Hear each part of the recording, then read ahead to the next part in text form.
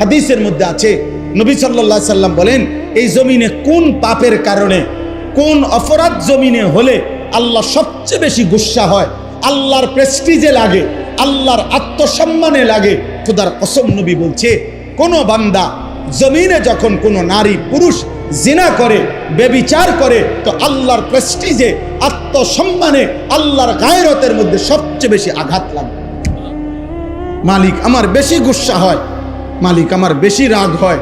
এই জন্য গুসার কারণে নবী বলছেন, আল্লাহই তো বিধান, এই জন্য বলছে, বন্ধু বন্ধু ওই জেনা করলো, ও ব্যভিচার করলো আমার জমিনে, ওরে খাওয়াইলাম আমি, ওরে পড়াইলাম আমি, এত বড় কায়নাত দিয়ে আমি তাকে লালন পালন করছি, ওরে আমি বলছি তার জন্য আমি হালাল বিবাহের ব্যবস্থা রাখছি, ওরে আমি বলছি তার স্ত্রী আমি ব্যবস্থা করেছি, ওর যৌন চাহিদা আমি আল্লাহ দিয়েছি, ওই নারী আমি সৃষ্টি করেছি, এই পুরুষ আমি সৃষ্টি করেছি, শাহওয়াত আমি সৃষ্টি করেছি, লজ্জাস্থানের চাহিদা আমি সৃষ্টি করেছি, এত কিছু আমার দেওয়া, ও আমার জমিনে আমার দেওয়া জিনিস পেয়ে নাফরমানি করলো।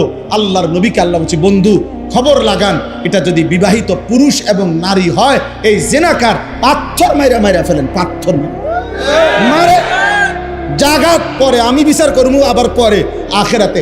এখন ওয়ালিয়াশহাদ আযাবাহুমা তাইফাতুম মিনাল মুমিনিন, সমস্ত এরকম মজমায় ইমানদার মানুষের সামনে খোলা ময়দানে ওপেন প্রকাশ্যে পাথর মাইরা ওগুলার মাইরা ফেলে।